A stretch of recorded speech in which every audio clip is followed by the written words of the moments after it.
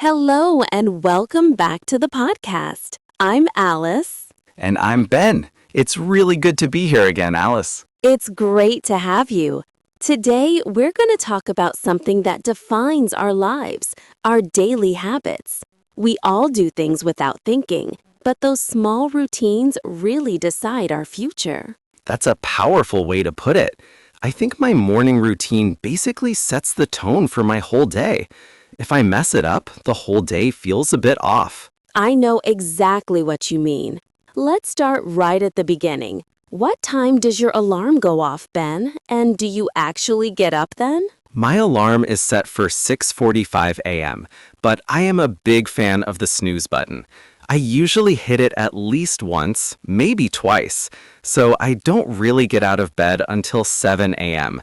I know I shouldn't, but it's a hard habit to break. I get that. It's hard to leave a warm bed. Once you're finally up, what's your first non-negotiable habit? The first thing I have to do is make coffee. I cannot function. Seriously, I won't even try to talk about anything important before I've had my first cup of black coffee.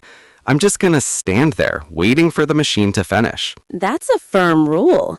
Do you have a complicated coffee routine or is it simple? It's super simple. Just black coffee from the machine. I don't want to spend 10 minutes making a fancy drink. I want the caffeine immediately. What about you, Alice? Are you a morning person like that? I am, mostly. I don't use the snooze button. When my alarm goes off at 6:30, I get up immediately.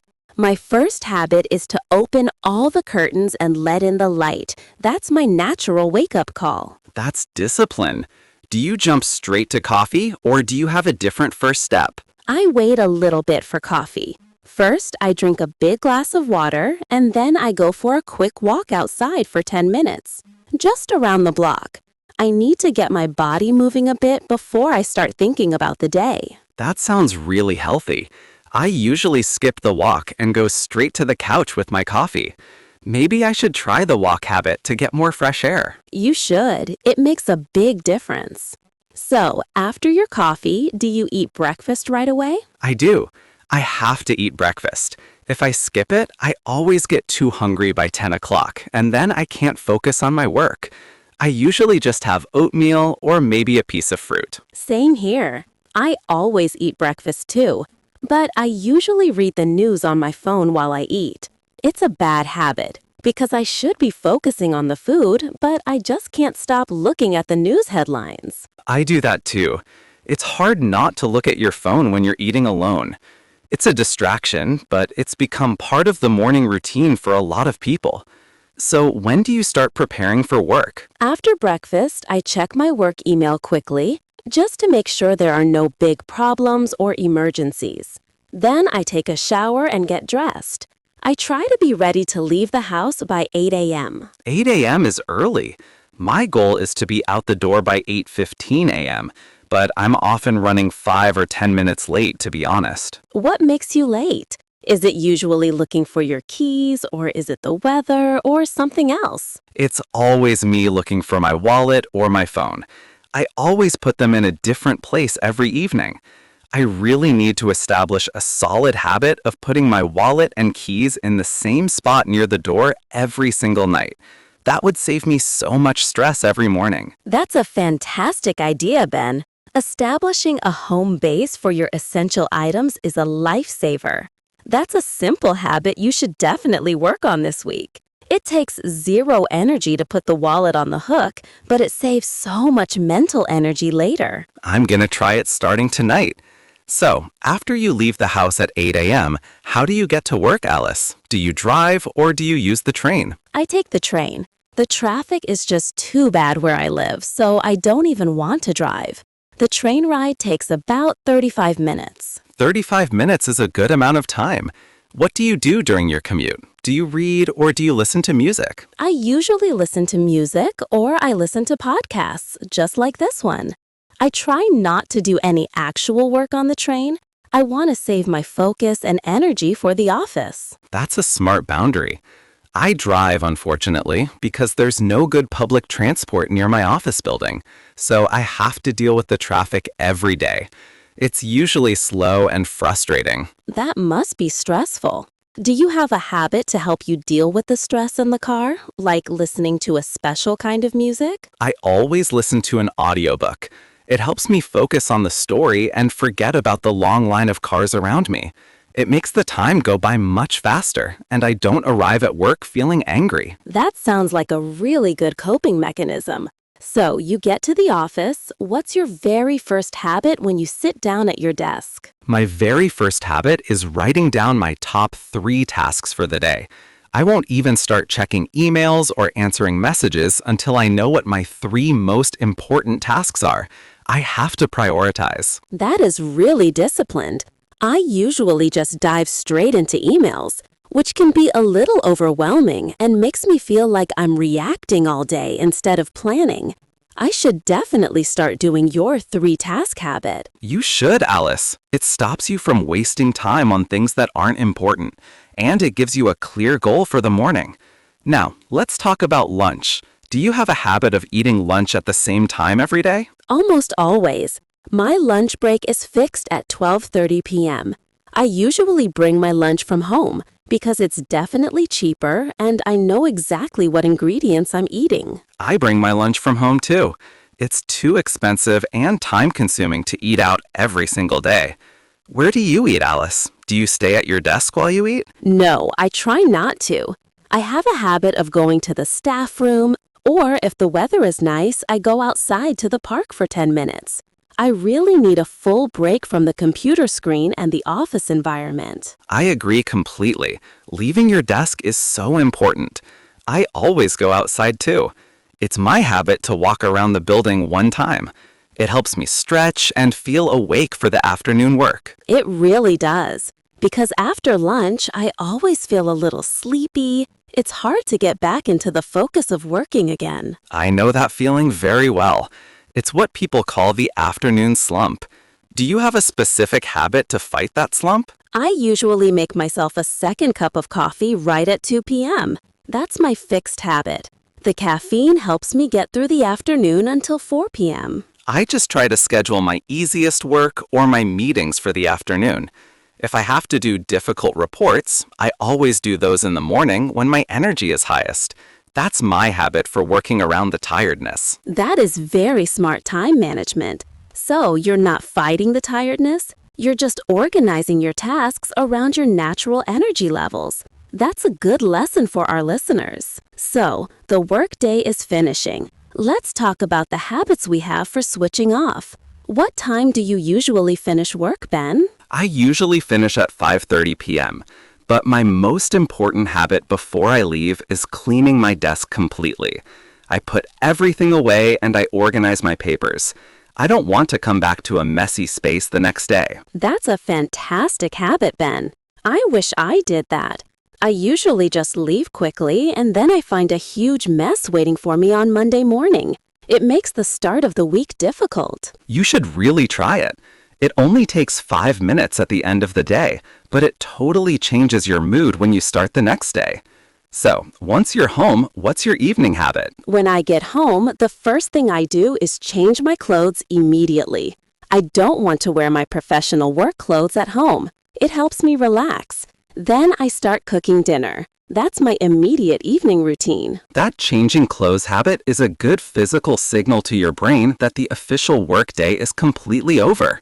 What about exercise? Do you have a habit of working out every day or just sometimes? I try to. I go to a yoga class 3 times a week, usually on Mondays, Wednesdays, and Fridays. On the other days, I try to go for a short walk after dinner. I feel like I have to move my body every day to stay healthy. I think that's a really healthy habit, Alice. I try to walk every day too, but I'm usually too tired after work, and I just want to sit on the couch. I understand. So, after dinner and maybe a walk, what's your final wind-down habit before bed? Do you watch TV or a movie? I watch TV for maybe an hour with my wife, but then I have a very important specific habit. I always read a physical book for 30 minutes before I go to sleep.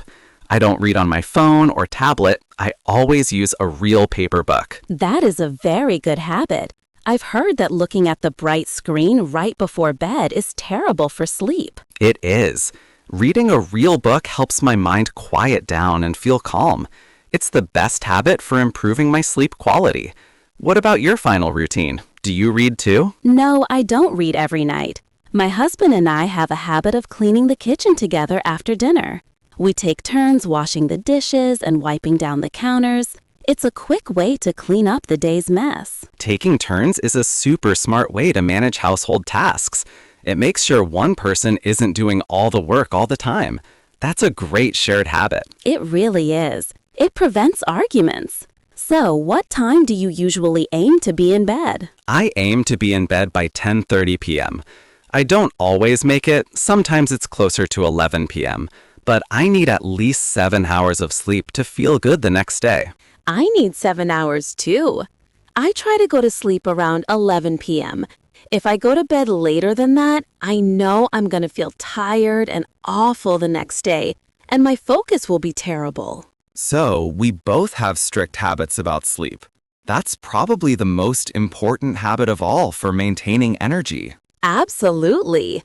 Now, let's talk about the habits that change. What about the weekend? Do your habits change a lot on Saturday and Sunday, Ben? Oh, they change completely. The first habit I break is the alarm clock. I never set an alarm on the weekend. I usually sleep until 9 a.m. or maybe even 9:30 a.m. It's necessary rest. I do that too. I think it's important to let your body catch up on sleep. I usually make myself a special, fancier coffee on Saturday morning. That's a fun weekend habit. I like that. Do you have a habit of doing chores on Saturday, like cleaning or laundry? I do. I have a fixed habit of doing laundry and cleaning the apartment on Saturday morning.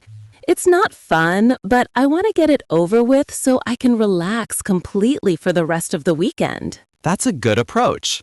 I always go food shopping on Saturday morning. It's crowded, but it's my habit. Then, in the afternoon, I usually go to the park to play soccer with my friends. That's my physical activity habit for the weekend. That sounds like a nice physical and social habit. Do you have any habits that you want to break? Like a bad habit you do every day that you know you shouldn't? That's a good question. I think my worst habit is checking my phone too much when I'm walking. I check social media maybe 20 times a day, just scrolling.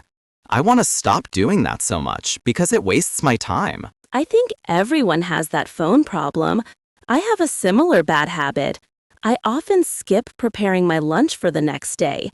So on Monday morning, I have to rush out the door and I end up buying a less healthy lunch near the office. So, your bad habit causes you stress and makes you spend more money.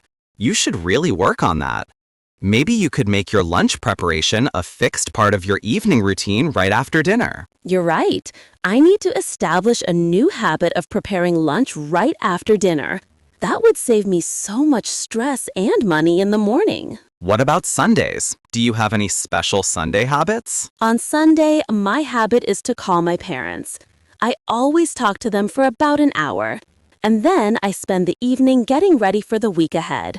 I check my schedule and lay out my clothes for Monday morning. That's a very organized habit. I usually use Sunday afternoon to relax and watch a movie. I don't want to think about Monday until Sunday evening. I try to keep Sunday completely free of planning. That's fair. Everyone needs a different way to prepare for the start of the week. So, Ben, we've talked about so many habits today, from the early morning coffee to the weekend cleaning. We've covered the whole week. I think the key takeaway for everyone listening is that establishing good habits doesn't have to be complicated. It's all about making small, consistent choices. Exactly.